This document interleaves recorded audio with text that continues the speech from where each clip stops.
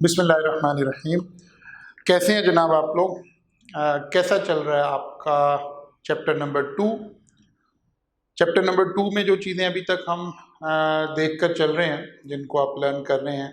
हमने equation of the straight line की बात की है, जिसके अंदर दो कंपोनेंट को हमने उसको टेकअप किया, दो तरह से उस बातों को हम लेकर चल रहे हैं। एक बात आपने की थी स्लोप ऑफ द लाइन, कि अगर किसी लाइन की स्लोप कैलकुलेट करनी हो तो कैसे कैलकुलेट करेंगे। स्लोप होती क्या है? स्टीपनेस। ये पॉजिटिव भी हो सकती है, नेगेटिव भी हो सकती है, जीरो भी हो सकती है। स्लोप को कितने तरीकों से कैलकुलेट कर सकते हैं? दो मेथड से कैलकुलेट कर सकते हैं। या एग्जामिनर आपको पॉइंट्स देगा या आपको इक्वेशन देगा। पॉइंट्स की मदद से स्लोप कैसे कैलकुलेट होगी, इक्वेशन की मदद से स्लोप कैसे कैलकुलेट होगी। एक काम हमने ये कर लिया। हाँ, दूसरा काम जो हम कर रहे थे वो था इक्वेशन बनाना। हमने कहा there are 4 different option, 4 formulas हैं हमारे पास इक्वेशन बनाने के। फार्मूला नंबर 1 1 पॉइंट और slope, formula number 2 2 points, formula number 3 y intercept, point number 4 intercept. ये 4 तरीके हैं। इनमें से कोई भी एक मेथड लगाया जा सकता है। बाज मर्तबा इनमें से कोई 2 मेथड लग सकते होंगे, तो आपकी चॉइस है, जो मर्जी लगा ले। अगर हमको एक ऐसा क्वेश्चन बनाए जिसमें चारों ही मेथड लग सकते हों, क्या आप फार्मूला नंबर 1 लगाएं, 2 लगाएं, 3 लगाएं, 4 लगाएं, जो इक्वेशन बनेगी वो हमेशा सिमिलर बनेगी, सेम बनेगी। इक्वेशन तो एक यूनिक है ना। अगर एक लाइन है तो उसकी जो इक्वेशन है, equation of the line, this is a unique thing. तो ये नहीं हो सकता फार्मूला 1 से कोई और आंसर आ रहा हो, 2 से कोई और आ रहा हो, 3 से कोई और आ रहा है, ऐसे तो नहीं हो सकता। ये सेम आ रहा होगा। फिर हमने कोलिनियर्स की बातें थोड़ी सी साथ में टेकअप की। आज एक छोटा सा आखिरी पॉइंट अगर हम चैप्टर 2 के एंगल से देखें, फिर इसके साथ ही ब्रेक इवन को भी लेकर चलेंगे। एक छोटा सा पॉइंट और इसके अंदर आ सकता है, दिस इज कॉम्पोनेंट लाइंस। एक और डेफिनेशन लाइन सी के अंदर, हमारे सिलेबस के अंदर वैसे तो लाइन के ऊपर तो बहुत गुफ्तगू हो सकती है, जाहिर है। कॉन्कोनेंट line, 3 or more lines are said to be concurrent if they all passes through common point। यानी सादा लफ्जों में कहिए कि अगर 3 लाइंस आपस में इंटरसेक्ट कर रही हो किसी एक ही पॉइंट पर, तो उनको हम क्या कहते हैं? कॉम्पोनेंट लाइंस कहते हैं।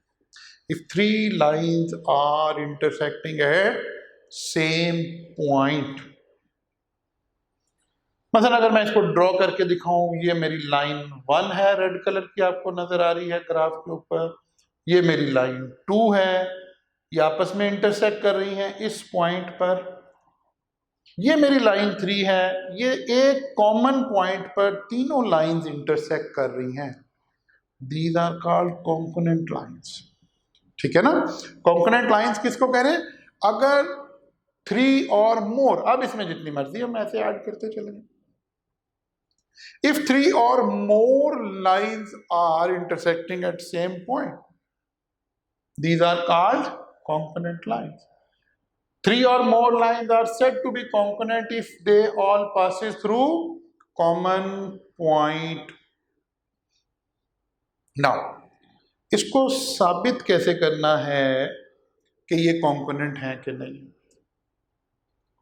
इसके लिए हमारे पास 2 मेथड हैं, उनमें से कोई एक आप यूज कर सकते हैं। Method number 1, calculate the point of intersection on 2 lines bye simultaneous solution. Calculator की मदद से वो कहते हैं जो 3 लाइंस की इक्वेशन हमारे पास आई हैं, उन इक्वेशन को कोई सी 2 इक्वेशन ले लें और उसको साइमल्टेनियसली सॉल्व कर लें, कैलकुलेटर की मदद से सॉल्व कर लें। आपको पता है, हमने पीछे पढ़ा है, जब हम साइमल्टेनियसली सॉल्व करते हैं तो क्या निकलता है? पॉइंट ऑफ इंटरसेक्शन निकलता है। मसलन जरा देखिए, मैं आपको इसको यहाँ साथ साथ समझाता हूँ। ये मेरी रेड लाइन है, मुझे फर्ज किया इसकी इक्वेशन की बने। ये मेरी येलो लाइन है। इन दोनों की अगर इक्वेशन मुझे मालूम हो, इसकी भी इसकी भी, और मैं कैलकुलेटर की मदद से इसको साइमल्टेनियसली सॉल्व करूं, तो जो आंसर आएगा आपको बड़ी अच्छी तरह मालूम है कि वो ये पॉइंट होगा,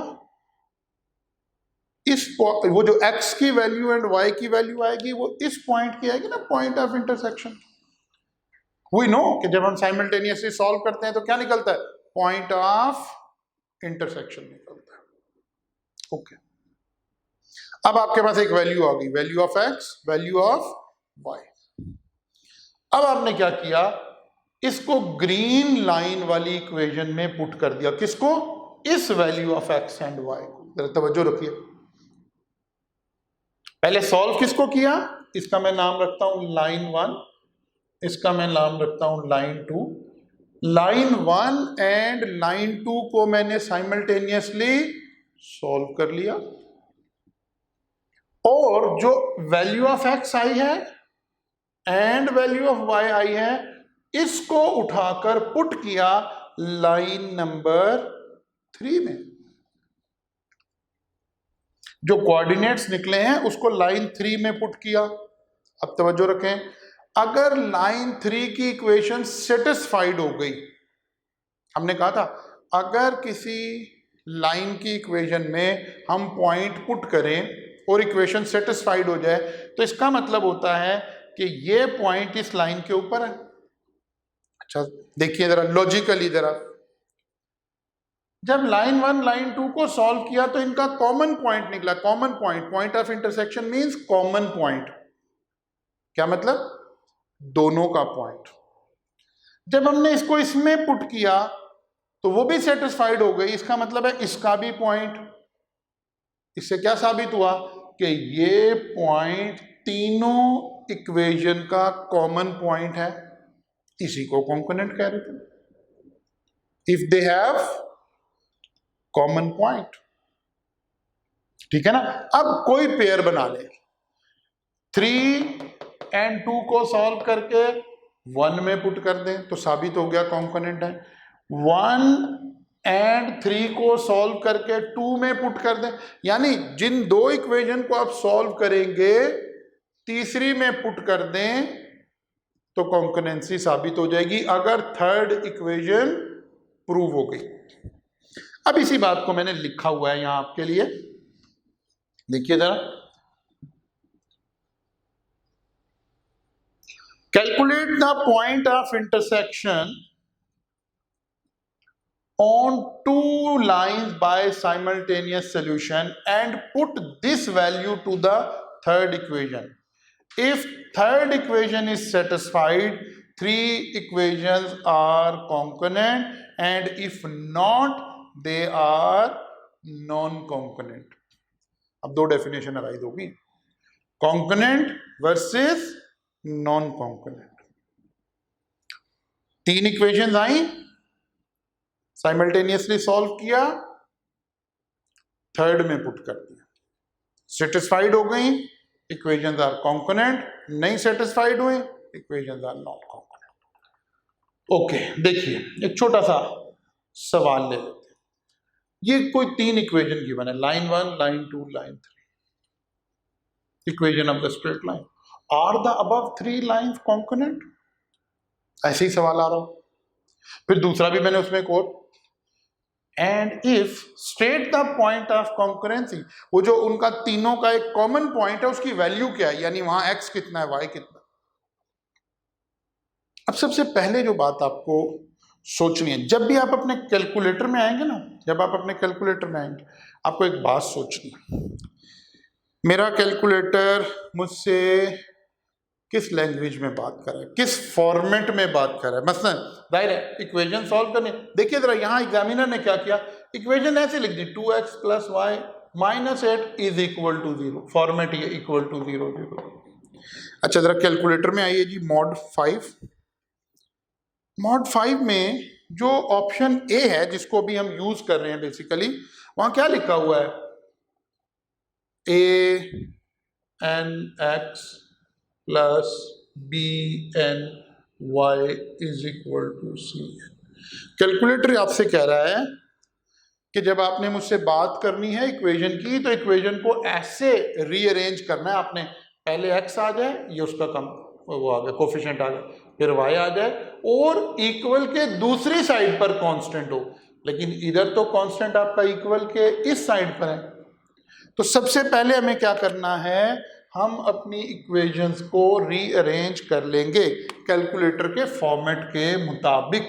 इसका मतलब है ये इक्वेशन क्या बन गई, 2x plus y is equal to 8, दूसरी बन गई 4x minus 3y is equal to 6, तीसरी बन गई माइनस 1x, मैंने आपको एक्सप्लेन करने के लिए लिख दिया, plus 3y is equal to 3। Now क्या करें आप, इनको डिफाइन कर लें। आपने कौन सी दो सॉल्व करें, कोई सी दो सॉल्व करनी है। वैसे तो मैं इसको लाइन 1 कह रहा हूँ, इसको लाइन 2 कह रहा हूँ, इसको लाइन 3 कह रहा हूँ, और मैं लाइन 1 एंड लाइन 2 को साइमल्टेनियसली सॉल्व कर लेता हूँ। ठीक हो गई बात? ओके, कैलकुलेटर की मदद से आप क्या करें, लाइन 1 और लाइन 2 को सॉल्व कर लेते हैं। क्या लिखो जी, 2 equal 1 equal 8 equal 4 equal minus 3 equal 6 equal. ठीक हो गई बात? अब एक मरतबा और मैंने इक्वल प्रेस किया तो मेरे पास आंसर आ रहा है x इज इक्वल टू 3, फिर मैंने इक्वल प्रेस किया and y is equal to 2। क्या मतलब हुआ इस बात का? Line number 1 and line number 2, line number 1 and line number 2 जिस पॉइंट पर इंटरसेक्ट कर रहे हैं एक दूसरे को, उस पॉइंट की क्या वैल्यू है, 3 2। क्लियर है? शाबाश, उस पॉइंट की क्या वैल्यू है, 3 एंड 2। लेकिन ये पॉइंट ऑफ इंटरसेक्शन है किसका, लाइन 1 एंड लाइन 2 का। ये तो ऑलरेडी हमें पता है कि जब हम दो इक्वेशंस को साइमल्टेनियसली सॉल्व करते हैं तो जो वैल्यू निकलती है वो कौन सी निकलती है, पॉइंट ऑफ इंटरसेक्शन निकल रही होती है। ऐसा ही है ना? ओके, अब हमने साबित करना है कि यही पॉइंट तीसरी लाइन का भी है, तो मैंने इस पॉइंट को इस इक्वेशन में पुट करना है। अगर ये सेटिस्फाइड हो गई तो इसका क्या मतलब होगा कि ये पॉइंट इस लाइन पर भी है, इसका मतलब होगा सबका कॉमन पॉइंट है। देखिए, -1 into 3 plus 3 into 2 is equal to 3, -3 plus 6 is equal to 3, so 3 is equal to 3, which shows कि ये पॉइंट तीसरी लाइन पर भी है। इसका मतलब है फिर तीनों का कॉमन पॉइंट हुआ ये। अब कॉमन पॉइंट तो जब भी हो सकता है ना कि एक लाइन ये जा रही थी, दूसरी लाइन ये जा रही थी, तीसरी लाइन भी यहीं से, अब ये कॉमन पॉइंट है ना, कॉम्पोनेंट आ गया। फिर बात समझ आई है? आप किसी भी तरह कर सकते थे, कोई सी दो इक्वेशन को साइमल्टेनियसली सॉल्व कर लें, तीसरी में पुट कर दें, अगर वो सेटिस्फाइड हो जाए तो ये कॉम्पोनेंट है। मतलब लाइन 3 एंड लाइन 2 को सॉल्व कर लें तो फिर 1 में पुट कर दें, 1 एंड 3 को सॉल्व कर लें तो फिर इसमें पुट कर दें। एक ही बात है। वैसे बाय द वे आप सोचिए जरा एक लम्हे के लिए। अच्छा, सोचते नहीं आप? क्यों भाई, सोचते क्यों नहीं? अच्छा, ठीक कह रहे हैं। अगर सोच इतनी काम करती होती तो फिर हमने सीए में ही आना था। आप अब अपने आप को खुद ही डिग्रेड कर रहे हैं भाई। हम तो कह रहे हैं कि आपकी सोच ने बड़ा अच्छा काम किया तो आप सीए में आ गए हैं, लेकिन आप मुझे कह रहे हैं कि अगर अकल काम करती होती तो फिर हमने सीए में ही आना था। चले, मर्जी आपकी भाई, अब कुछ भी कह सकते हैं अपने आप को, कोई बात नहीं। अच्छा जी, देखिए, अच्छा सोचिए जरा, फिर कह रहे हैं अगर मैं लाइन 1 और लाइन 3 को साइमल्टेनियसली सॉल्व करूं तो क्या होगा, क्या आंसर आएगा? ऐसे लॉजिक से लेना आंसर, क्या आंसर आएगा? कैलकुलेटर से लेना है, ओके चलें कैलकुलेटर से लेते, वैसे लॉजिक से भी ले सकते हैं, चलें कोई नहीं कैलकुलेटर से लेते हैं। लाइन 1 क्या लिखूं जी, 2 equal 1 equal 8 equal, line 3 -1 equal 3 equal 3 equal, फिर इक्वल तो x3 और y2। यही तो मैं कह रहा था आपसे कि आप कॉमन सेंस से भी आंसर ले सकते हैं भाई, ये कॉमन पॉइंट है ना। आप चाहे इधर देखिए लाइन 1 प्लस लाइन 3 को सॉल्व करें या लाइन 2 प्लस लाइन 3, मैंने 3 कॉम्बिनेशन बना दिया ना, line 1 plus line 2, line 1 plus 3 1, तीनों से यही पॉइंट निकलेगा, इसीलिए तो कह रहे हैं कॉमन पॉइंट है सबका, कॉन्कनेंट पॉइंट है। जब आप 1 और 3 को सॉल्व कर रहे हैं तो 1 और 3 कहां इंटरसेक्ट कर रही है, 3 2 पर, और 2 और 3 कहां कर रही है, वो भी 3 2 पर, 1 और 2 कहां पर गए, ये भी 2 पर। यही तो प्रूफ करना चाह रहे हैं, इसी का तो इनडायरेक्टली हमने प्रूफ किया है, लेकिन उसकी एक मेथोडोलॉजी बना दी है। क्या किया, 2 इक्वेशन को सॉल्व किया, तीसरी में वैल्यू पुट कर दी, आंसर आ गया। एक तरीका ही हो सकता था, ओके देयर इज, अच्छा फिर उसने पूछा था एंड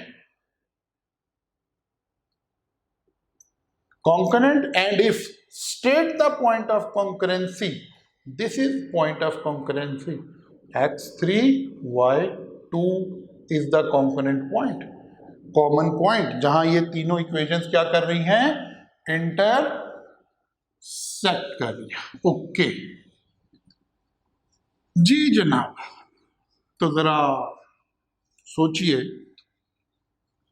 दूसरा मेथड हमारे पास क्या अवेलेबल, एक तरीका तो ये होगा, we have another method, alternatively construct a matrix of 3 equation. यानी अब मैं क्या सिखाने लगा हूं आपको कि अगर हम चैप्टर 2 का नॉलेज ना यूज करते बल्कि चैप्टर 10 का नॉलेज यूज करते इसी पॉइंट को प्रूव करने के लिए, तो हमें क्या करना पड़ता, alternatively construct a matrix of 3 equation, if determinant of matrix is 0 lines are concurrent।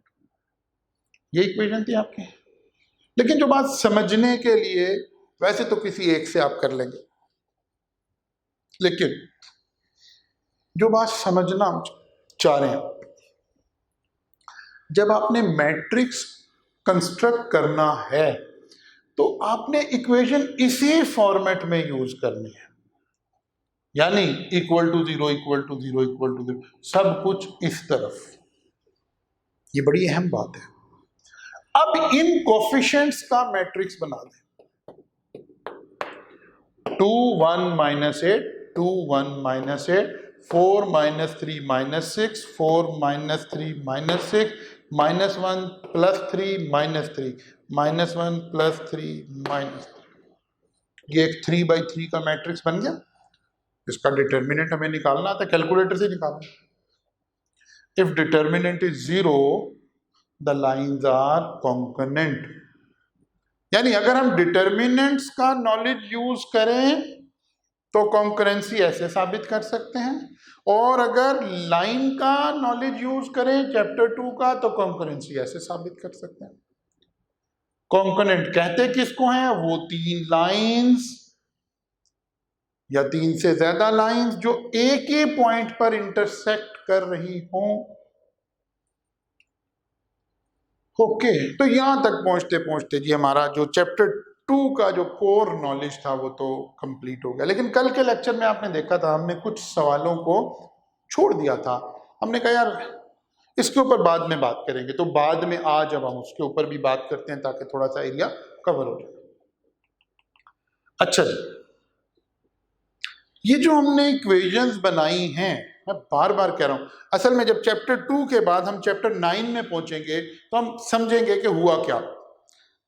Chapter 2 में हम इन चीजों को इक्वेशन कह रहे हैं या फॉर्मूला कह रहे हैं आपको समझाने के लिए, इसी को हम फंक्शन भी बोल देते हैं, ठीक है। इक्वेशन, फॉर्मूला या फंक्शन, ये एक सी चीज के ही नाम है। ठीक है ना। पर्टिकुलरली आपके लेवल के नॉलेज के लिए, जहां भी बहुत हमें इसमें डिटेल में नहीं जाना, ये एक ही नाम है, ऐसे कहना चाहिए जी, एक ही चीज है। इक्वेशन का मतलब है किसी चीज को डिटरमिन करने का फॉर्मूला, किसी भी रिलेशन को डिटरमिन करने का फॉर्मूला। उधर स्टेटिस्टिक्स में भी पढ़ेंगे आप, relations, correlation, coefficient of correlation, something like इस तरह। यानी एक बहुत बड़ा इल्म तो हम इसी तरह की चीजों से हासिल कर रहे होते हैं, इसी को पढ़ रहे होते हैं। ये होगा तो क्या होगा, ये होगा तो क्या होगा, बारिश ज्यादा होगी तो फसल पर क्या फर्क पड़ेगा, क्रॉप ज्यादा होगी कि कम होगी, ठीक है ना। जैसे आजकल हम कोरोना के अंदर परेशान हैं, ज्यादा लोग इंटरेक्शन में आएंगे तो कोरोना पेशेंट इंक्रीज होंगे कि डिक्रीज होंगे, रिलेशन। अब इसके कोई स्टेटिस्टिक्स हमें नजर नहीं आ रहे होंगे ना। अगर आप अपनी कंट्री में देखें तो रफली जब हम लोगों को टेस्ट करते हैं तो 15% पीपल जो है वो अफेक्टेड निकल रहे हैं। तो देयर इज अ रिलेशन। अगर हम 1 लाख टेस्ट करेंगे तो मोर और लेस 15,000 पेशेंट सामने आ जाएंगे। एनदर 100,000 करेंगे तो अनदर 15,000 पेशेंट सामने आ जाएंगे। Relation relation relation. तो असल में ये जो एक्स एंड वाई का हम एक रिलेशन बना रहे हैं ना, इसी को तो हम यहाँ स्टडी करें। एक्स की वैल्यू 1 हो तो वाई कितना होगा, 10 हो तो कितना होगा, 20 हो तो कितना होगा। एक ये रिलेशन ही स्टैब्लिश कर रहे थे। तो क्या हुआ जी, इसी रिलेशन का एक इस्तेमाल पढ़ने जा रहे हैं ब्रेक इवन एनालिसिस की शक्ल में। लेकिन 2-3 बेसिक सी बातों को मैं डिफाइन करता हूँ, फिर उस तरफ आता हूँ, क्योंकि बिल्कुल अभी आप बिजनेस स्टडीज के स्टूडेंट नहीं है, तो मैं बिल्कुल रॉ से उसको डिफाइन करने लगा। मतलब मैं डिफाइन करने लगा हूँ, एक लफ्ज हम कहते हैं रेवेन्यू या सेल्स। सेल क्या होती है वैसे बाय द वे, हमारा प्रॉफिट? नो, सेल हमारा प्रॉफिट नहीं होती, बल्कि सेल का मतलब होता है, मसलन आप कोई चीज परचेज करने गए, आपने मोबाइल परचेज किया और मोबाइल आया 50,000 का, लेट्स अज्यूम। तो क्या जिस शॉपकीपर ने आपको ये मोबाइल सेल किया उसने 50,000 रुपए कमाए हैं, उसका प्रॉफिट 50,000 है? नो, प्रॉफिट किसी और चीज का नाम है, सेल किसी और चीज, उसका रेवेन्यू 50,000 है, उसकी सेल 50,000 है। इसका सेल या रेवेन्यू का मतलब है जितनी की हमने चीजें सेल की हैं वो उसका प्रॉफिट नहीं है। प्रॉफिट तो इसमें से वो कॉस्ट माइनस करेगा तो प्रॉफिट निकलेगा ना। तो रेवेन्यू कैसे निकल सकता है? Selling price per unit multiplied by number of unit sold. मतलब कोई एक शॉपकीपर है, हम आपको छोटी एग्जांपल ले लेते हैं, एक शॉपकीपर है वो कोई 20 रुपीज की एक चीज सेल करता है और सुबह से अब तक उसने 100 यूनिट सेल किए हैं, तो उसका रेवेन्यू कितना हो गया? 2,000 रुपीज हो गया। ठीक है ना, रेवेन्यू सेल। किसी शॉर्मा की दुकान पर फर्ज किया कोई ऑनर है, वो आकर पूछे यार कितनी सेल हुई है, क्या मतलब अभी तक कितने पैसे हमने कमाए हैं। Profit is something else. तो कैसे पता चलेगा? जितने का शवारमा सेल होता है multiplied by number of shawarma sold. Okay, there is another thing, variable cost. Variable cost हम किसको कहते हैं? Variable cost is an expense that rises और fall in direct proportion to production volume. Variable cost एक ऐसी cost जिसका direct relation हो, यानी पॉजिटिव स्लोप हो। ठीक है, आप यूनिट ज्यादा बनाएं तो कॉस्ट भी ज्यादा आ रही हो, आप यूनिट कम बनाएं तो कॉस्ट भी कम आ रही हो, आप यूनिट ना बनाएं तो कॉस्ट भी ना आ रही हो। आप अज्यूम करें आप किसी शॉप पर गए और वो फ्रेश आपको बर्गर बनाकर सेल कर रहा है, जब आप जाएंगे तो आप उससे एक मील ऑर्डर करेंगे, वो उसके इंग्रेडिएंट्स को फ्रायर में डालेगा, आपको चीज तैयार करके दे देगा। आप 2 मील ऑर्डर करेंगे तो उसकी सारी चीजें डबल खर्च हो जाएंगे ना। मसलन फर्ज किया आपने जिंगर ऑर्डर किया है, अगर आप एक जिंगर ऑर्डर करेंगे तो उस शॉप पर बैठे हुए शख्स का एक बंद इस्तेमाल होगा, एक बोनलेस थाई इस्तेमाल होगी, एक बर्गर के लिए बर्गर मायो इस्तेमाल होगी, लेटस इस्तेमाल होगी। लग गई है ना भूख अब आपको, ठीक है ना? हाँ जी, ऐसा ही है। एक ऑर्डर किया तो ये सारी चीजें एक एक एक इस्तेमाल हुई, लेकिन अगर आपने 2 ऑर्डर कर दी तो फिर 2 बंद इस्तेमाल होंगे, 2 बोनलेस थाई इस्तेमाल होंगी, 2 बर्गर की मायो इस्तेमाल होगी, लेटस इस्तेमाल होगी। 10 करेंगे तो 10 होगी। Having direct relation, having direct relation. अच्छा, आज सुबह से कोई भी नहीं शख्स आया, कस्टमर कोई नहीं आया, सब कोरोना के खौफ की वजह से घर बैठ गए कि यार बाहर से नहीं कुछ खाना। तो सुबह से पता क्या हुआ है, ना तो इस शॉपकीपर का कोई बंद इस्तेमाल हुआ है, ना बोनलेस थाई इस्तेमाल हुई है, ना मायो इस्तेमाल हुई है। इस तरह की कॉस्ट को क्या कहते हैं हम? Variable cost, having direct relation with level of activity. Expense that rises और fall in direct proportion to the production volume. Burger ज्यादा बनाएंगे बंद ज्यादा लगेंगे, कम लगाएंगे कम लगेंगे, हत्ता के नहीं बनाएंगे तो नहीं लगेंगे। यही तो कमाल है इसका। Variable cost, okay. Now there is a fix cost, expenses that are not dependent on level of goods or services produced by the business। तो फिर उसी बर्गर शॉप पर ही आ जाता है। सुबह से कस्टमर कोई नहीं आया, बंद खर्च नहीं हुआ, मायो खर्च नहीं हुई, लेकिन अगर ये शख्स, इसकी ये शॉप रेंट पर है तो रेंट खर्च हो गया। कस्टमर आए या ना आए, रेंट तो पे करना है। अच्छा, एक बेसिक इलेक्ट्रिसिटी भी उसकी खर्च हो रही है, जाहिर है एक एनवायरनमेंट, उसने एक एम्बियंस क्रिएट करनी है ना, वो भी खर्च हो रही है। इसका मतलब हो गया हमारे जो एक्सपेंसेस है ना बिजनेस में, वो 2 तरह के हैं। एक एक्सपेंसेस वो है जो कस्टमर से लिंक है, कस्टमर आएगा तो खर्च होंगे, नहीं आएगा तो नहीं खर्च होंगे। और कुछ वो है जो कस्टमर आए या ना आए खर्च तो हो रहे हैं। इसी को हम fix cost and variable cost कह रहे हैं। ऐसी कॉस्ट जिसका प्रोडक्शन के साथ डायरेक्ट लिंक है उसको हम कह रहे हैं वेरिएबल कॉस्ट, और ऐसी कॉस्ट जिसका प्रोडक्शन के साथ कोई लिंक नहीं है उसको क्या कह रहे हैं? Fix cost.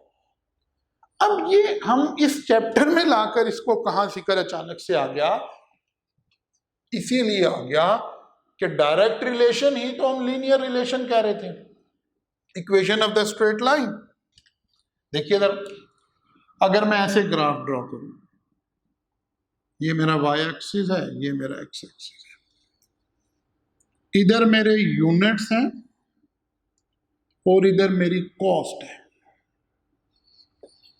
Variable cost. तवज्जो करें, वेरिएबल कॉस्ट, जैसे जैसे यूनिट बढ़ेंगे कॉस्ट भी बढ़ेगी, जैसे जैसे यूनिट कम होंगे कॉस्ट भी कम होगी।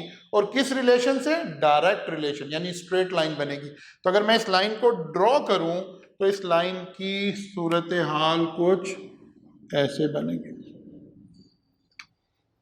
देखिए, जब इतने यूनिट थे तो कॉस्ट इतनी थी, जब यूनिट बढ़कर इतने हो गए तो कॉस्ट बढ़कर इतनी हो गई, जब यूनिट बढ़कर इतने हो गए तो कॉस्ट बढ़कर इतनी हो गई। Having direct relation. अच्छा, बात समझ आ रही? अब ये वही लाइन बन गई है जिसका जिक्र हम जिक्र खैर बल्कि हम पिछले 4-5 दिनों से कर रहे हैं। इसका मतलब है इसकी एक स्लोप भी है, लाइन है ना, लाइन है तो इसकी एक स्लोप भी है। यहीं से हमने लिंक करना है असल में कुछ बातों को। अच्छा, ये कौन सी कॉस्ट है, जरा तवज्जो करें। यूनिट कम हुए कॉस्ट भी कम होगी, और कम हुए और कम होगी, हत्ता के जरा तवज्जो करें, यूनिट जीरो हो गए तो कॉस्ट भी जीरो, ओरिजिन एक्स जीरो तो वाई भी जीरो, वेरिएबल कॉस्ट। अच्छा, अगर मैं फिक्स कॉस्ट को ड्रॉ करूं, आप यूनिट ज्यादा बनाएं यूनिट कम बनाएं, फिक्स कॉस्ट ऐसे आ रही है। मैंने यूनिट इतने बनाए, कॉस्ट जब भी इतनी, यूनिट बढ़ाकर इतने किए तब भी कॉस्ट इतनी। दिमाग में जहन में उसी बर्गर शॉप को रख ले चले, तो एग्जांपल पहली वैसे जहन में यह, कस्टमर ज्यादा आए कस्टमर कम आए, आज का डे अच्छा था, आज सेल ज्यादा थी, आज वीकेंड था, रेंट तो वही रहेगा ना, रेंट में तो कोई चेंज नहीं आ रही है। अब तवज्जो करें, ये भी एक लाइन मैंने ड्रॉ की है, लेकिन ये किसकी लाइन है, फिक्स कॉस्ट की। अगर आपके जहन में चैप्टर 2 है, फिक्स कॉस्ट की लाइन है। इस लाइन की स्लोप क्या है, a line which is parallel to x-axis is zero slope। Slope का मतलब अब हम चेंज करने लगे, अभी तो हम मैथमेटिकली स्लोप स्लोप स्लोप कर रहे थे, अब हम स्लोप का आज एक नया मीनिंग देने लगे। अच्छा जी, आते हैं ये दो बातें करके, जरा थोड़ी सी यहां से मैं टेक ले। अगर मैं कोई टोटल कॉस्ट, मैंने कहा कि कॉस्ट मेरे बिजनेस में दो तरह की है, अगर मैं अपनी टोटल कॉस्ट निकालना चाहूं तो कैसे निकलेगी, variable cost per unit multiplied by number of unit जो मैंने आज प्रोड्यूस किए। यहां से क्या निकलेगी, फिक्स कॉस्ट टोटल। मसलन वही बर्गर शॉप शाम को देखना चाहता है यार मेरा आज कितने वेरिएबल कॉस्ट कितनी आई है, अब उसने कोई कैलकुलेट करके रखी होगी एक बर्गर की कॉस्ट कितनी आती है, मल्टीप्लाइड बाय जितने बर्गर सुबह से बने प्लस आज की फिक्स कॉस्ट, रेंट हो गया, कोई और ऐसी चीज जिसका कोई रिलेशन नहीं था, तो ये क्या निकल आएगा, टोटल कॉस्ट। इसी बात को हम मैनेजमेंट में अकाउंटेंसी में ऐसे कर रहे हैं, फिक्स कॉस्ट वेरिएबल कॉस्ट। आगे जब आप इंशाल्लाह AFC करके आगे चलेंगे, कैफ में जाएंगे तो वहां एक पूरा चैप्टर पढ़ेंगे, एक पूरा टॉपिक पढ़ेंगे आप, कॉस्ट अकाउंटिंग का एक पूरा पेपर होगा आपका कैफ 8, उसमें ये टॉपिक भी आएगा और बड़ी डिटेल में आएगा, बड़ी तफसील में आएगा। अच्छा जी, टोटल कॉस्ट, यही बात मैथमेटिशियन कैसे कर रहा था, चैप्टर 2 कैसे कर रहा था, उसने यही बात आपको, ये जो y इंटरसेप्ट फॉर्म नहीं थी हमारी इक्वेशन की, देखिए y is equal to mx plus b, तो जो करें यहां y से क्या मुराद है, अब मैं दो नॉलेज को इकट्ठा करने लगा, y से क्या मुराद है, y means total cost, y क्या है, मेरी टोटल कॉस्ट। m क्या था, chapter 2 slope of the line, m क्या था, slope of the line. Accounting m क्या है, variable cost, variable cost per unit. b x क्या है, नंबर ऑफ यूनिट्स। b क्या है, चैप्टर 2 में क्या कहा था आपने इसको, शाबाश बोले, क्या कहा था, y इंटरसेप्ट, लाइन जहां y को टच कर रही है। अब हम क्या करें, फिक्स कॉस्ट, बिकॉज देखिए जरा इधर आइए, y इंटरसेप्ट, इस लाइन की स्लोप जीरो है, यानी यहां वेरिएबल कॉस्ट क्या है, जीरो है, कुछ नहीं है, यानी यूनिट बढ़ने से क्या ये कॉस्ट भी ऊपर जा रही है, स्लोप ऊपर जाना था ना, क्या यूनिट बढ़ने से ये कॉस्ट ऊपर जा रही है, नहीं जा रही है। ज्यादा बर्गर सेल हो गए तो शाम को रेंट इस महीने ज्यादा नहीं देना पड़ेगा, रेंट तो वही रहेगा, लेकिन बोनलेस थाई ज्यादा खरीदी होंगी, बर्गर ज्यादा खरीदे होंगे, बाकी सारी चीजें ज्यादा खरीदी होंगी, वो कॉस्ट बढ़ेगी, ये नहीं बढ़ेगी। तो जरा लिंक कर लें, इसका मतलब है ये जो इंटरसेप्ट फॉर्म थी ये यही बात हम कर रहे थे। वाई क्या था? Total cost. एम क्या था? Variable cost. स्लो, इसका मतलब है आज के बाद हम कह सकते हैं स्लोप क्या है? अगर कॉस्ट की चीजों का जिक्र हो रहा है तो स्लोप का क्या मतलब हो गया? Variable cost which changes. और बी क्या हो गया? Fix cost. तो चैप्टर का नॉलेज लाइन के नॉलेज से अब रियल लाइफ के नॉलेज में आने जा रहा है। अब हम देखने जा रहे हैं कि इसका हमें क्या फायदा होगा और हम इसको कहाँ इस्तेमाल कर रहे होंगे। हो सकता है आपके ध्यान में एक बात आ रही हो कि यार हम तो अकाउंटेंट हैं, हम ये क्या लाइन पढ़ रहे हैं, तो प्योर मैथमेटिक्स पढ़ रहे हैं, हम क्यों पढ़ रहे थे? अब हमें थोड़ा सा लिंक एस्टैब्लिश होता हुआ भी नजर आएगा। अच्छा जी, ओके, एक डेफिनेशन और मैं आपको देने लगा हूं। ये नया नॉलेज है थोड़ा सा आपके लिए, वो तमाम बच्चे जाहिर है जो बिजनेस स्टडीज से नहीं आए हुए। मैं अक्सर कहता होता हूं कि हमारे इन बच्चों ने तो अभी क्या पढ़ा हुआ है? बेंजीन रिंग पढ़ के आए हुए हैं अभी आप, ठीक है ना। फिजिक्स केमिस्ट्री के मारे हुए हम लोग हैं और हमें बेंजीन रिंग हमारे जहनों में है, लेकिन अब हम कुछ नई बातें सीख रहे हैं। अच्छा जी, एक लफ्ज हम इस्तेमाल करते हैं कंट्रीब्यूशन। असल में दो चीजों को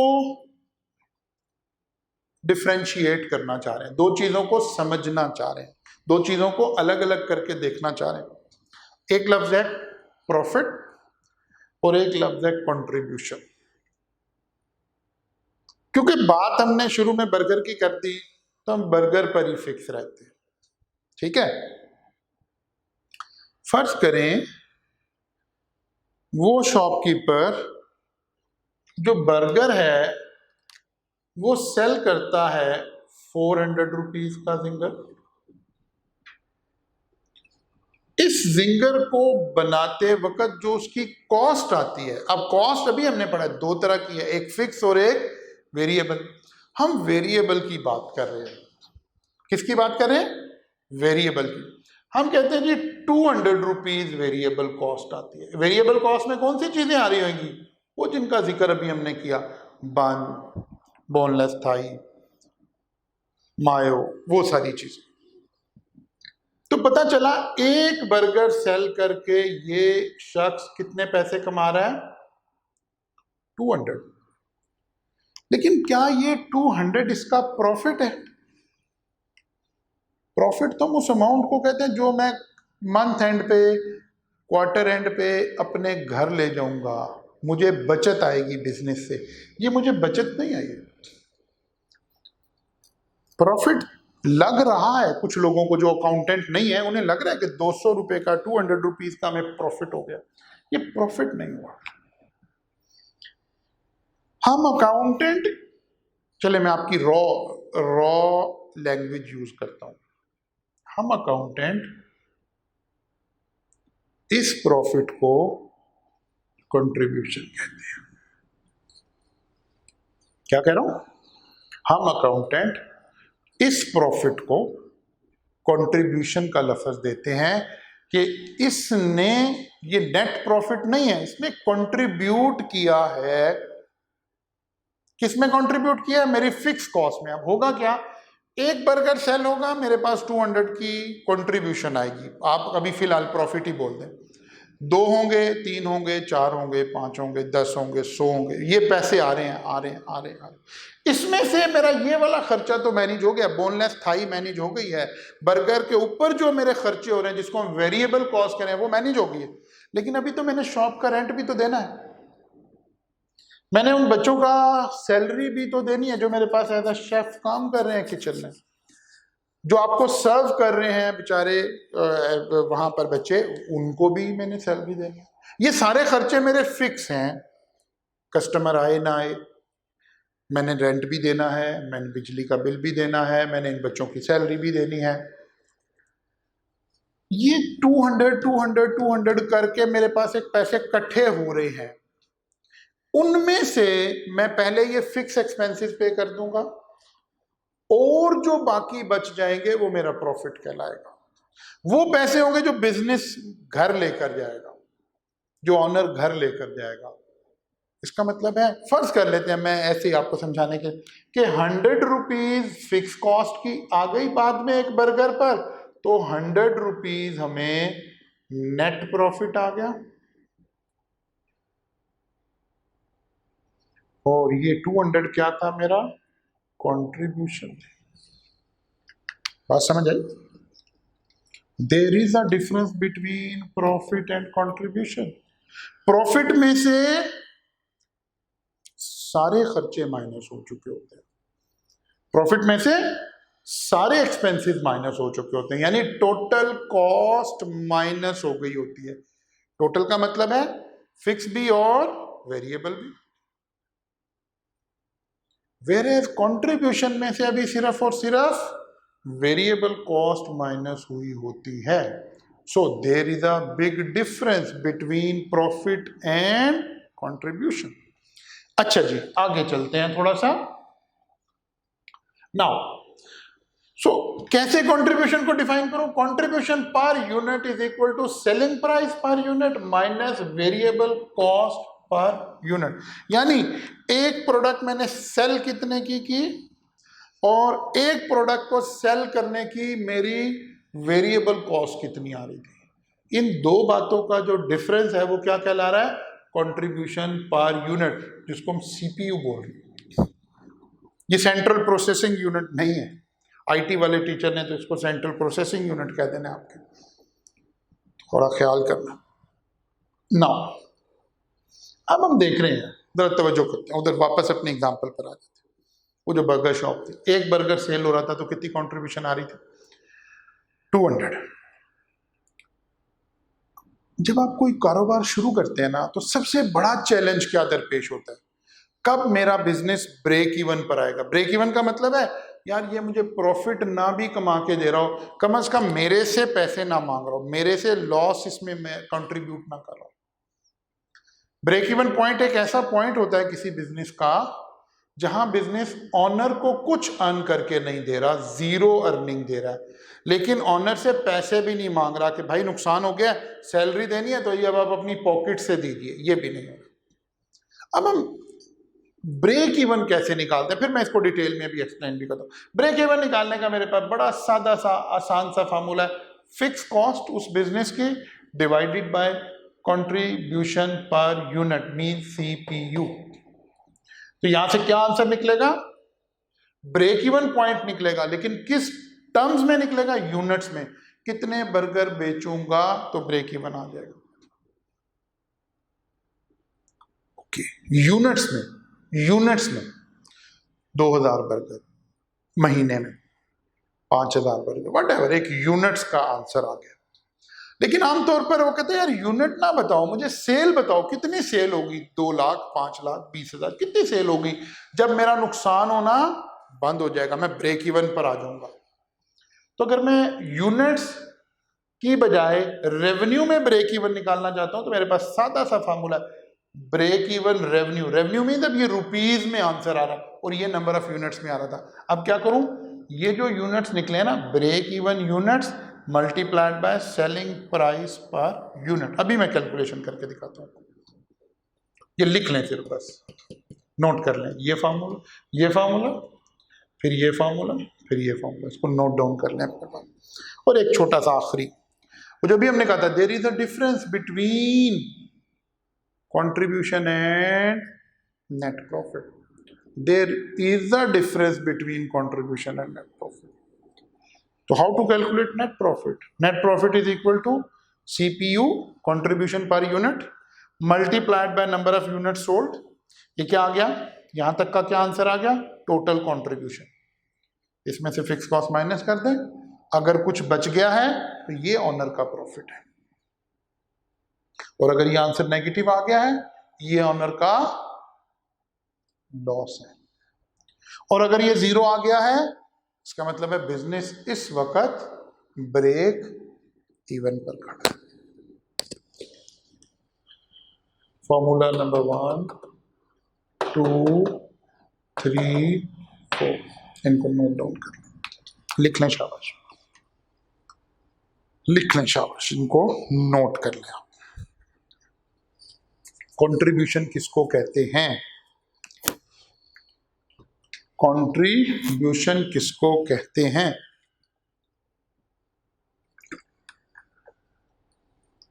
ब्रेक इवन क्या है?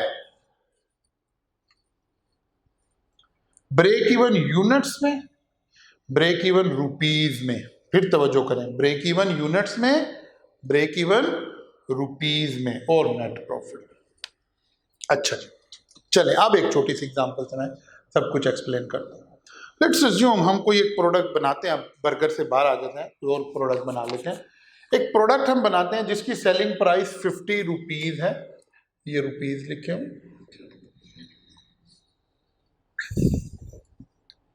हम एक प्रोडक्ट बनाते हैं जो हम 50 रुपए का सेल, लेट्स अज्यूम ये मार्कर हम बनाते हैं और ये मार्कर हम 50 रुपीज का सेल करते हैं। लेकिन जब इस मार्कर को मैन्युफैक्चर करते हैं ना, तो इसके ऊपर जो कॉस्ट खर्च आती है, जिसको वेरिएबल कॉस्ट कह रहे हैं, ये जो मटेरियल लगा, ये जो इंक लगी, ये जो टिप बनी, ये जो सब कुछ, इसके ऊपर हमारी एक मार्कर को बनाने पर हमारी कॉस्ट कितनी आ रही है? 30 rupees. Variable cost per unit. इसमें क्या आमतौर पर, ये अभी हमारा टॉपिक नहीं है, वरना मैं बड़ी डिटेल से आपको बताता, कैफ8 में आप जाकर पढ़ेंगे कि जो वेरिएबल कॉस्ट है उसमें क्या क्या चीज़ें शामिल होती हैं। डायरेक्ट मटेरियल शामिल है, डायरेक्ट लेबर शामिल है, और कुछ डायरेक्ट ओवरहेड्स इसके अंदर शामिल है, ठीक है ना। लेकिन अभी फिलहाल हमारा ये टॉपिक नहीं है, ठीक है। ये टॉपिक हमारा जाकर आएगा जब हम कैफ8 में पहुंचेंगे। तो फिलहाल हम लमसम एक बात करें, हर वो कॉस्ट जो मेरे मार्कर के बनाने से बढ़ती है, ज्यादा मार्कर बनाने से ज्यादा हो जाती है, कम मार्कर बनाने से कम हो जाती है, और एक अहम इंग्रेडिएंट, मार्कर ना बनाने से जीरो हो जाती है। ऐसी था ना, यानी इसका मतलब है स्ट्रेट लाइन थी जिसकी स्लोप थी। वेरिएबल कॉस्ट किसको हम बोल रहे थे? स्लोप को बोल रहे थे। 30। अच्छा जी, मैं जिस जगह ये बिजनेस कर रहा हूँ वहाँ की जो मेरी फिक्स कॉस्ट है, शायद थोड़ा सा कोई रेंट है, शायद कोई 1-2 लोग मैंने रखे हैं, उनकी जो मंथली मेरी फिक्स कॉस्ट है दैट इज 60,000। नाउ जरा तवज्जो करें, पॉइंट नंबर 1, ये तो मैंने कुछ लिखा ही हुआ है, मैं इसके अलावा भी कुछ बातें आपसे, मैं कितनी कंट्रीब्यूशन अर्न कर रहा हूं, जरा सोचिए। कंट्रीब्यूशन किसको कह रहे थे? कंट्रीब्यूशन, कितनी कंट्रीब्यूशन अर्न कर रहा हूं? 50 माइनस 30, क्योंकि अभी आपने कहा था selling price minus variable cost is your contribution. Selling price minus variable cost is your contribution. Selling price minus variable cost is your contribution. ऐसे ही था, ओके। इसका मतलब है एक मार्कर बिक जाए तो 20 रुपए हमें बचते हैं। लेकिन ये कौन सी बचत है? मेरी नेट बचत नहीं है, नेट प्रॉफिट नहीं है, बचत है, कंट्रीब्यूशन है। अब मेरे जहन में एक बात आ रही है, यार अगर कोई भी मार्कर ना बिके इस महीने में, तवज्जो रखें, इस महीने में कोई एक भी मार्कर सेल ना हो तो क्या होगा? हमें ये 60,000 रुपीज अपनी पॉकेट से देने पड़ेंगे। अगर इस पूरे महीने हमने मार्कर बनाए थे, एक भी मार्कर सेल नहीं हुआ, तो हमें लॉस हो जाएगा 60,000 का। ये सारे हमें एज ए ऑनर कंट्रीब्यूट करना पड़ेगा, देने पड़ेंगे, लॉस देना पड़ेगा बिजनेस को। लेकिन अगर एक मार्कर बिक गया, तवज्जो करें, अगर एक मार्कर बिक गया तो हमारा लॉस 60,000 से कम हो जाएगा। कितना? 20 रुपए कम हो जाएगा। और अगर एक और मार्कर बिक गया तो 40 रुपीज कम हो जाएगा। एक और, एक और, एक और, एक और। मेरे ध्यान में एक बात आ रही है, कितने मार्कर बिक जाएं, कितने मार्कर बिक जाएं तो मेरा लॉस 0 हो जाएगा, मेरा बिजनेस इस काबिल हो जाएगा, अपने पांव पर इतना खड़ा। बिजनेस तो वैसे इंसान इसलिए करता है कि कारोबार से उसने पैसे कमाने, लेकिन अभी हम कह रहे हैं यार नहीं, कमाए नहीं, ये कम से कम अपने पैरों पे खड़ा हो जाए, ये अपने 60,000 तो पूरा कर लेना। इसी पॉइंट को हम ब्रेक इवन कह रहे थे। अब ये पॉइंट बिजनेसमैन मेरे से पूछ रहा है, मैं 2 तरीके से बता सकता हूं, कितने मार्कर बिक जाएंगे या कितनी सेल हो जाएगी। तो जो पहला पॉइंट था ना आपके पास ब्रेक इवन निकालने का, वो जो फर्स्ट पॉइंट था वो क्या था, break even is equal to fix cost divided by CPU। Now fix cost कितनी है आपकी 60,000 रुपीज डिवाइडेड बाय CPU कितना है 20,000। क्या आंसर आ गया 3,000।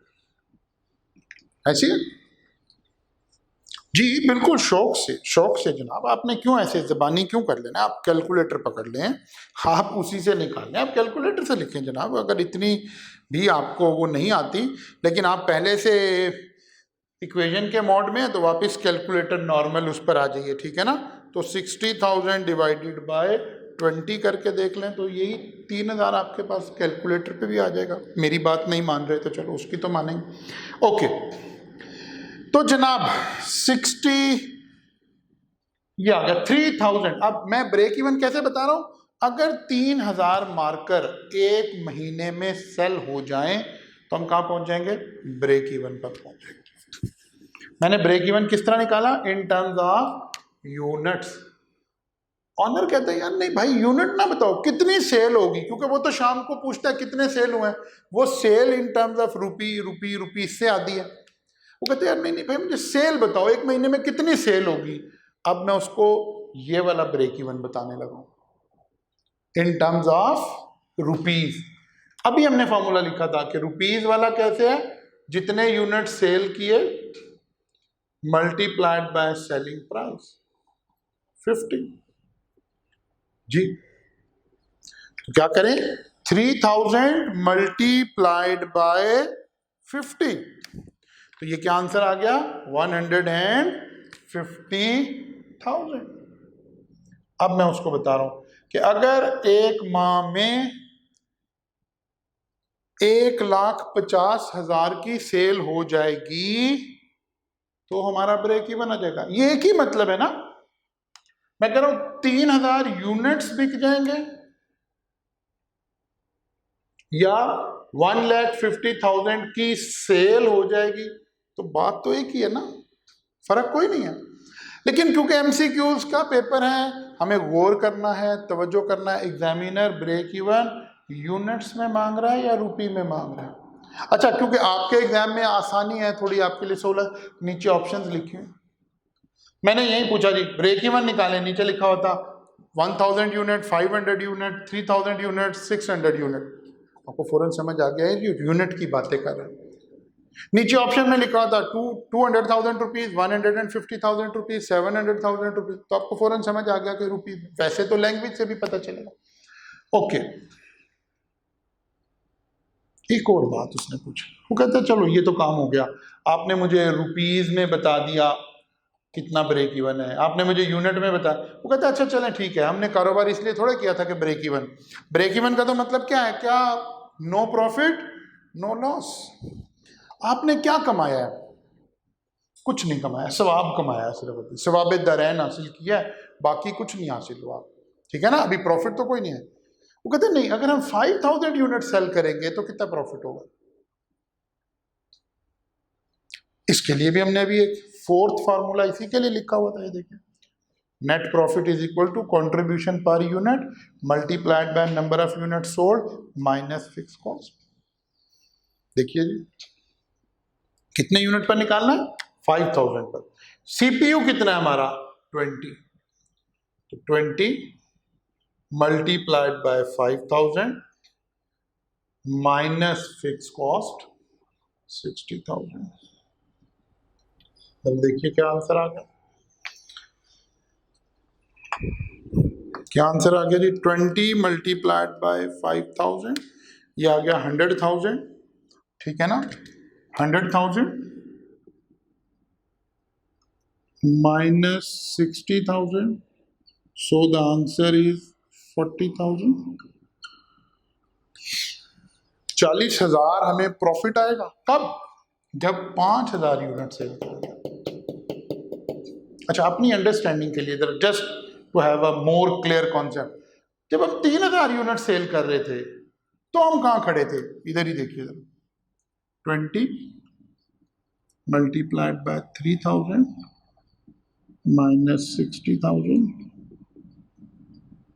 इसीलिए तो इसको ब्रेक इवन कह रहे, क्योंकि अभी हमने क्या डिफाइन किया, ब्रेक इवन किसको कहते हो आप? एक ऐसा पॉइंट जिस पर आपका प्रॉफिट जीरो। अगर आप 2000 यूनिट बना रहे होते तो क्या होता, मैं यहां लिखता हूं, अगर आप 2000 यूनिट बना रहे होते, 20 इंटू 2000 माइनस 60, 40,000 माइनस 60,000,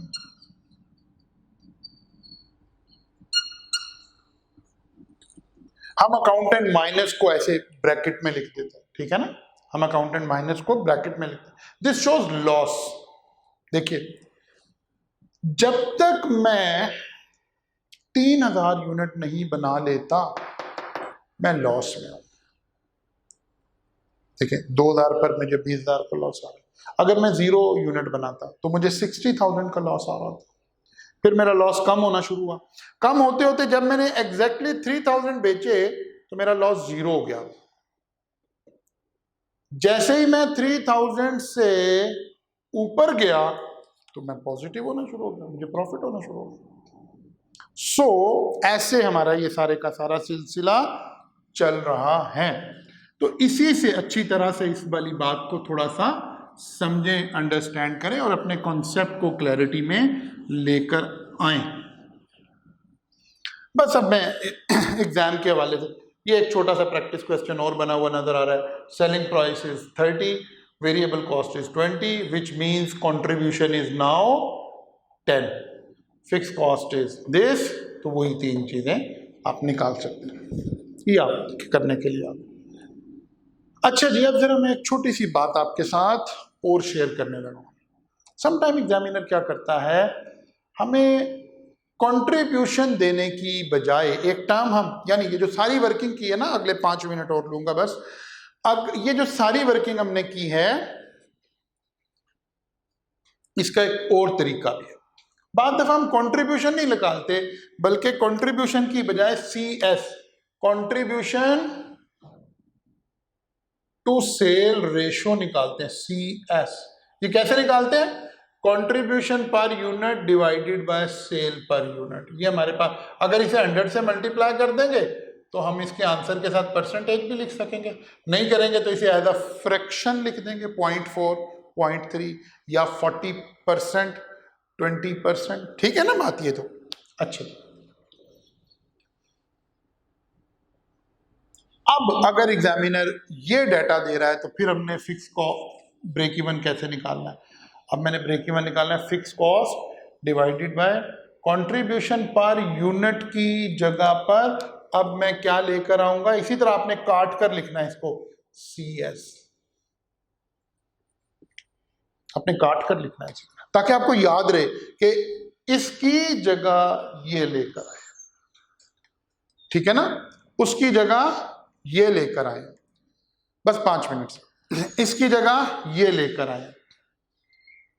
अच्छा जी, ब्रेक इवन CS रेशो आ गई, और यहां पर अब ये जब आंसर आएगा तो एक छोटी सी बात है, अब पहला आंसर रुपीज में आ रहा होगा, अभी मैं करके दिखाता हूं। फिर ये formula, break even sale divided by selling price. अच्छा, मैं जस्ट आपको इसको इससे करते हैं, मैं यहां से आपको टेकअप करता हूं ताकि ये बात आपको क्लैरिटी में समझ आ जाए। अब जरा डाटा का फर्क देखते हैं बस।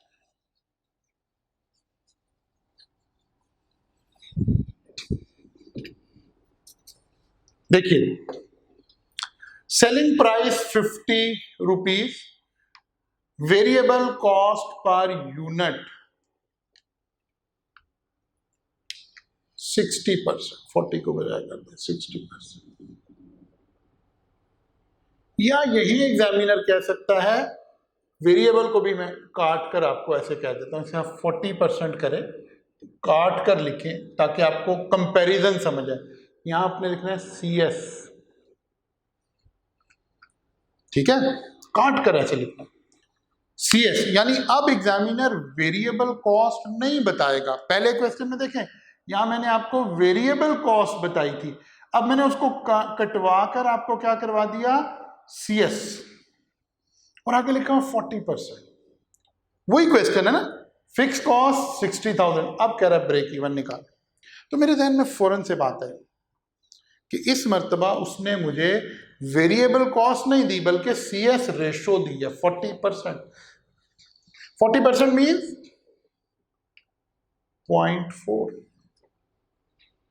अब ब्रेक इवन कैसे निकालना है, वही ब्रेक इवन का फॉर्मूला वही है, break even is equal to fix cost over CS। Contribution per unit नहीं बल्कि CS। जरा देखिए 60,000 डिवाइडेड बाय 0.4, क्योंकि परसेंटेज को जब भी हम फॉर्मूला में पुट करते हैं 100 से डिवाइड करके फ्रैक्शन में ले आते हैं। तो ये आ गया जी 60,000 divided by 0.4, the answer is 150,000। लेकिन ये 1.5 लाख यूनिट्स नहीं है, देखिए मैं यूनिट्स लिखकर क्रॉस कर रहा हूं, ये यूनिट्स नहीं है बल्कि रुपीज है। इसका मतलब है अब आंसर रुपीज में आया, बस ये फर्क समझना आपको। अगर CPU यूज करेंगे तो इस फार्मूले से आंसर यूनिट निकलेंगे, अगर CS यूज करेंगे तो इससे आंसर रुपीज निकलेगा। इस फर्क को थोड़ा सा कैरी करना। अब अगर इसके यूनिट्स बनाने हैं तो पहले हमने मल्टीप्लाई किया था सेलिंग प्राइस से, अब डिवाइड करेंगे। अगर यूनिट्स बनाने हैं तो 1.5 लाख को डिवाइड करना पड़ेगा 50 से, और वही 3000 यूनिट्स आंसर आ जाएगा। इस फर्क को थोड़ा सा अंडरस्टैंड करें। कब एग्जामिनर वेरिएबल कॉस्ट आपको बता रहा है और कब एग्जामिनर वेरिएबल कॉस्ट की जगह CS बता रहा है। तो वेरिएबल कॉस्ट का यूज क्या था हमारे पास, हम CPU निकाल लेते थे। अब हमें CPU नहीं निकाला बल्कि CS निकाल लिया, कंट्रीब्यूशन टू सेल, और जहां CPU आ रहा था वहां CS से डिवाइड किया, तो हमारे पास break even in terms of rupees आ जाएगा, रेवेन्यू आ जाएगा। बस ये एक छोटी बात, बाकी बिल्कुल एब्सोल्युटली सेम, 100% सेम। तो जनाब आज हमने ब्रेक इवन को भी टेकअप किया, तो ये चैप्टर आपका यहाँ मुकम्मल हो गया है। अब आपके वो जो 2 क्वेश्चन हमने छोड़े थे अब आप उनको भी कर सकते हैं, और इंशाल्लाह ताला यहाँ से आगे अब हम नया चैप्टर शुरू करेंगे, अपना बड़ा कोर एरिया शुरू करेंगे इंशाल्लाह ताला। और आप इसके तमाम क्वेश्चंस कीजिए, और उन क्वेश्चन में ICAP का क्वेश्चन बैंक लीजिए। मैं इसका एक एडिशनल क्वेश्चन बैंक आपको आज अपलोड कर दूंगा इंशाल्लाह इस चैप्टर के साथ, वो भी सॉल्व कीजिए। जहाँ कोई मसाइल आ रहे होंगे वो हम व्हाट्सएप में इंशाल्लाह ताला शेयर कर रहे होंगे। तो इंशाल्लाह ताला होती है जी फिर यहाँ से फर्दर आगे मुलाकात नए टॉपिक के साथ इंशाल्लाह ताला कल मुलाकात होगी। Thank you very much.